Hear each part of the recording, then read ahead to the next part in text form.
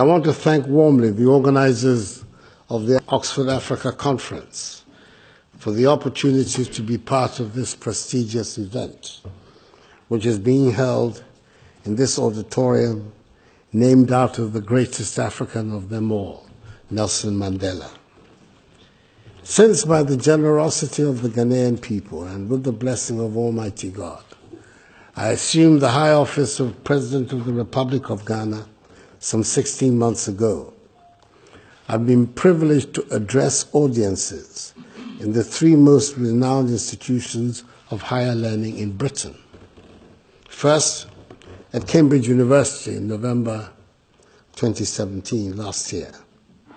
Then last month in April, at the London School of Economics. And today, the icing on the cake.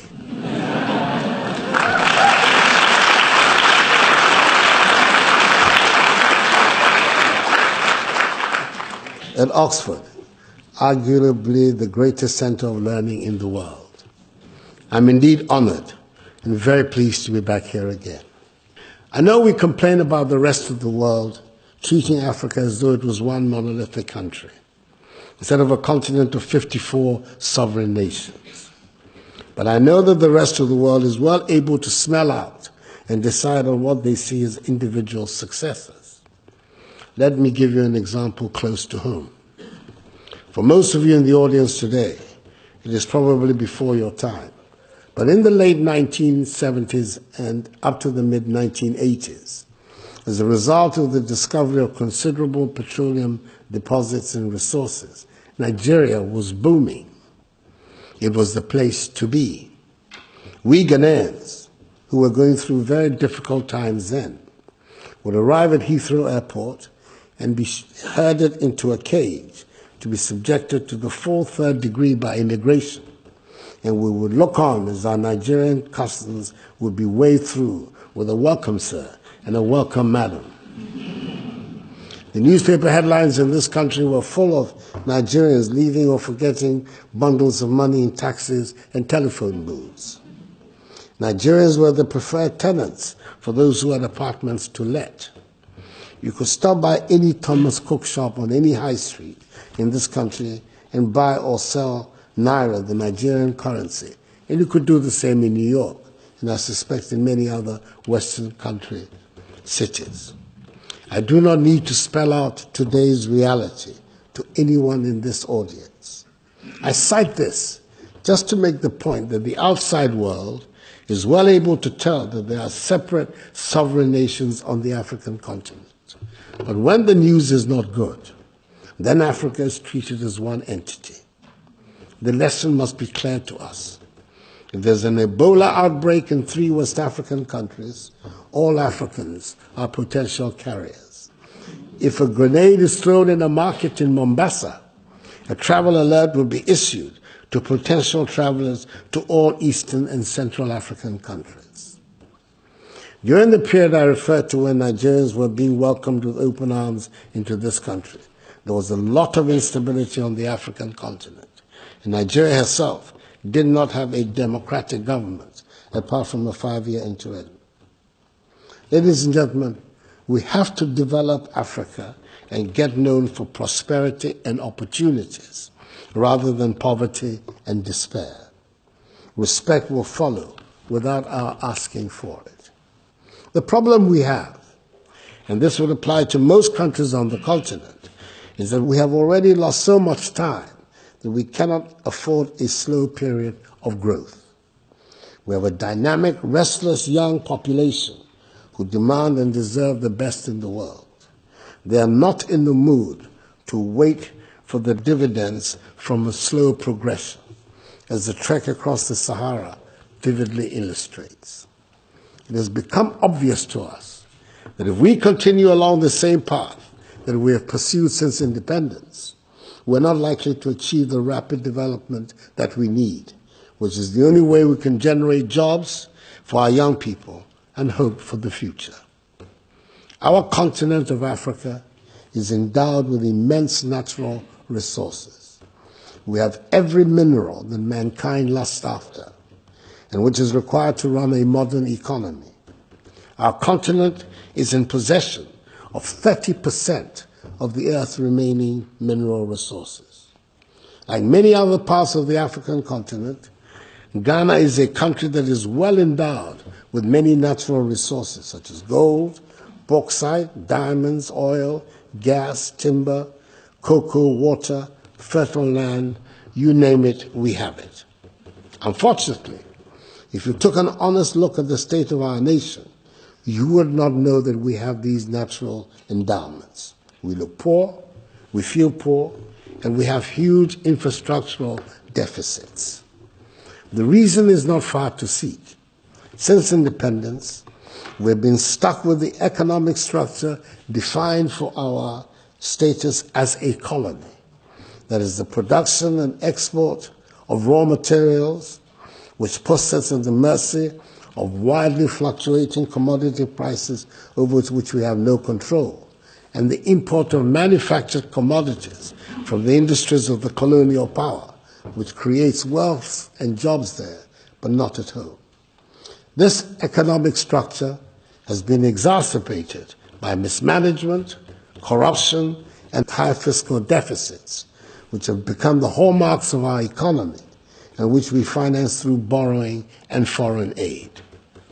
The foreign aid quotient, especially, has been a debilitating factor in our efforts to develop our country. It saps our self-confidence and undermines the dignity and respect that will propel us to prosperity. The very sad part of the aid dependency is that it was never intended to help us develop, to stand on our own. It must be clear to all of us that the economic transformation we aspire will not come through aid. 60 years is a long time to have been trying something, and I believe it is time to accept that aid will not take us to the status of a developed nation. It is also obvious that many of those who have been giving aid no longer do so with any enthusiasm. It shows in the many ruses that have been devised to make the aid money remain in the donor nation instead of the recipient nation. It is time to relieve the aid donors of their burden. It is not a healthy setup.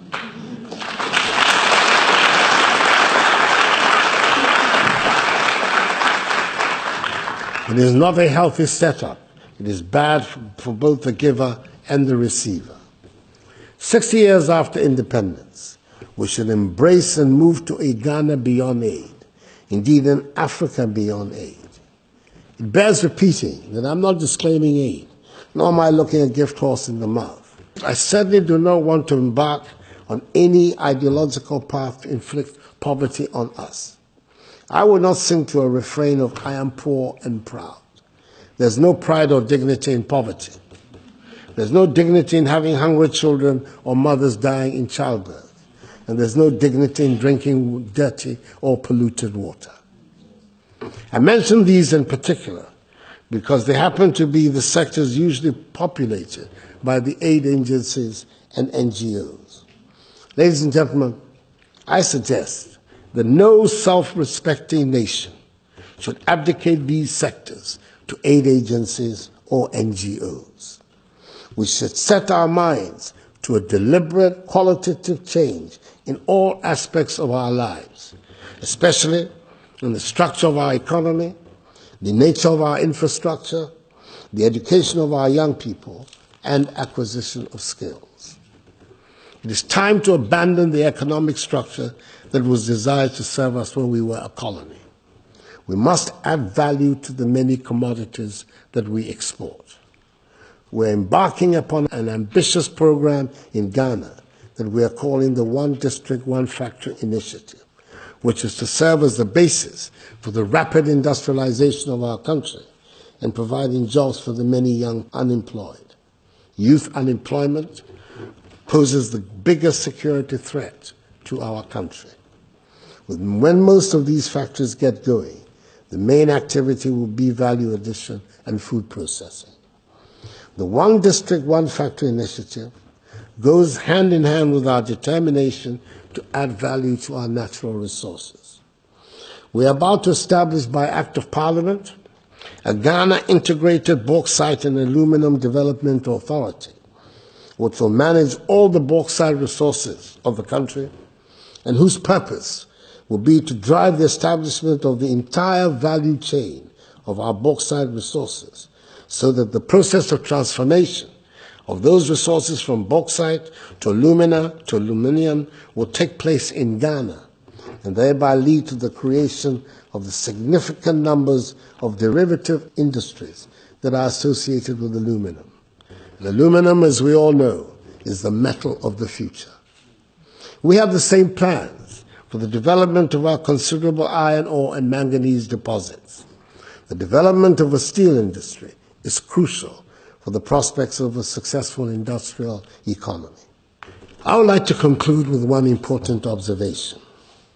People ask, Ghana and indeed Africa beyond aid is meant to be more than a slogan. It is meant to propel us into the frame of mind that will quicken our pace of development. It is meant to change our mindset from one of dependency and living on handouts to one of achieving our destiny. It is meant to put us in charge of our own affairs and make us truly independent. Above all, Ghana Beyond Aid will give us the respect and dignity we deserve.